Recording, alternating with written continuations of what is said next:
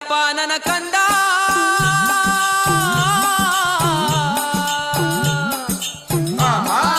ಕೇಳಪ್ಪ ನನ್ನ ಕಂದ, ನಾಳೆ ಕಲಿಯುಗದಲ್ಲಿ ನೀಲಿ ಸಿದ್ದಪ್ಪಾಜಿ ಮನೆಯ ಬಿಟ್ಟು ನೀವು ಮಠವ ಸೇರಬೇಕು. ಮಠದಲ್ಲಿ ಸ್ವಾಮಿಗಳು ಕಾವಿಯ ಧರಿಸುತ್ತಾರೆ, ಕಾವಿಯ ಧರಿಸಿಕೊಂಡು ಖದೀಮರಾಗುತ್ತಾರೆ.